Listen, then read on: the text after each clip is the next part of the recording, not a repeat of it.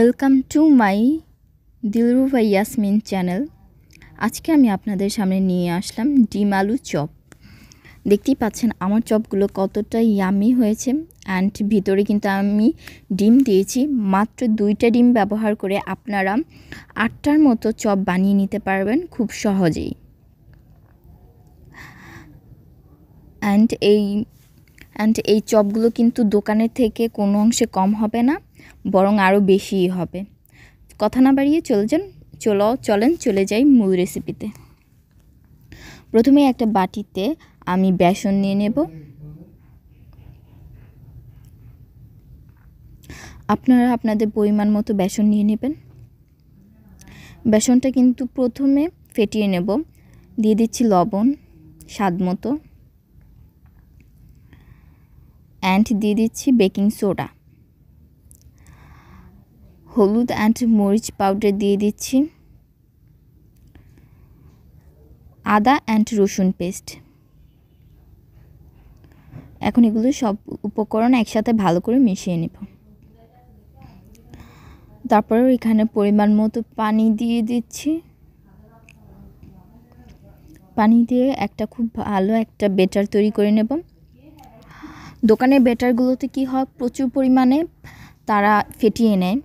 একটু সময় নিয়ে ফেটিয়ে নিতে হবে। এটা আমি প্রথমে চামচ দিয়ে ফেটিয়ে নিচ্ছি, তারপর হাত দিয়ে ফেটিয়ে নেব। দোকানে কিন্তু বেসনটা এভাবেই তারা গুলে নেয়, বেশি বেশি করে ফেটিয়ে নেয়, তাহলে পারফেক্ট টেস্টটা আসে। আমি হাত দিয়েও ফেটিয়ে নিচ্ছি। একটু ভালো করে ফেটাতে একটা মিহি ডো করে নিতে হবে। ফেটানো হয়ে গেছে, এখন আমরা এটাকে রেস্টে রেখে দেব। আমি এখানে কিছু পরিমাণ কালো জিরা দিয়ে দেব। এটা জাস্ট স্বাদের জন্য অ্যান্ড সৌন্দর্যের জন্য। এখন আমরা 2টা ডিম নিয়ে নিচ্ছি। আমি এখানে হাঁসের ডিম নিয়ে নিচ্ছি, সেদ্ধ করে নেব। আপনারা মুরগির ডিম দিয়েও করতে পারেন। ডিমের সাথে আলুও সেদ্ধ করে নিয়েছি, আলুটা মেশ করে নিয়েছি, অ্যান্ড ডিম দুটোও সেদ্ধ হয়ে গেছে।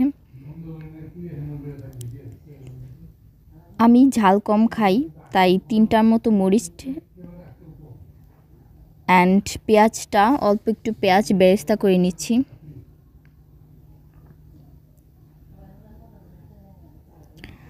বেরেস্তাটা তুলে নেব। দিয়ে দিচ্ছি 5 ফোড়ন। 5 ফোড়নটা খুব ভালো করে ভেজে নিতে হবে। অ্যান্ড দিয়ে দিচ্ছি হলুদ অ্যান্ড মরিচ পাউডার। ভালো করে মিশিয়ে নেব। ম্যাশ করা আলুর সাথে আমরা বেরেস্তাটা খুব ভালো করে মিশিয়ে দিয়ে দেব।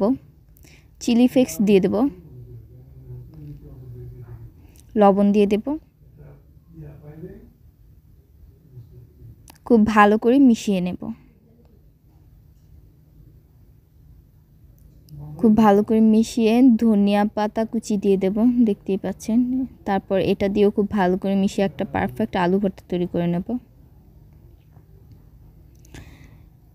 নামিয়ে ঠান্ডা করে নিতে হবে।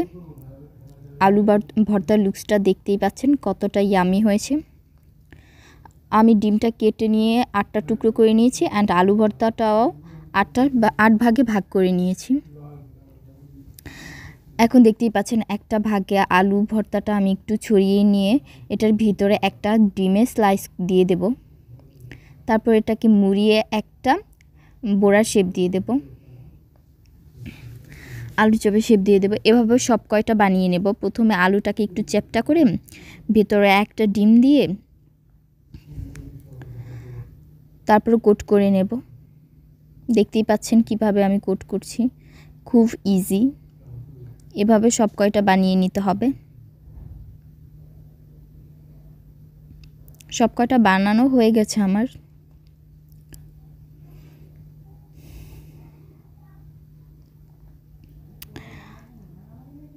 এখন কালো জিরাটা ব্যাটারের সাথে খুব ভালো করে মিশিয়ে নিচ্ছি। মেশানো হয়ে গেলে একটা করে ডিমের আলুর চপ আমরা ব্যাটারে চুবিয়ে নেব। খুব সুন্দর করে ভেজে নিতে হবে এভাবে উঠিয়ে।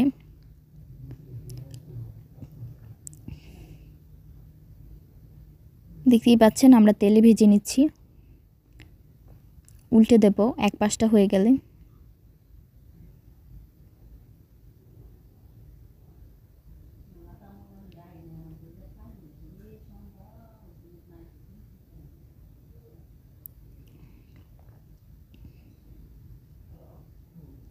এভাবে সব কয়টা ভেজে নিতে হবে।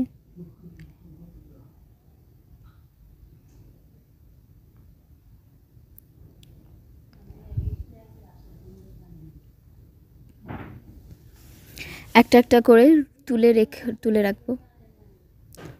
দেখতেই পাচ্ছেন কতটা ক্রিস্পি অ্যান্ড ইয়ামি হয়েছে। আমি ভেতরটা কেটে দেখাচ্ছি কতটা সুন্দর হয়েছে।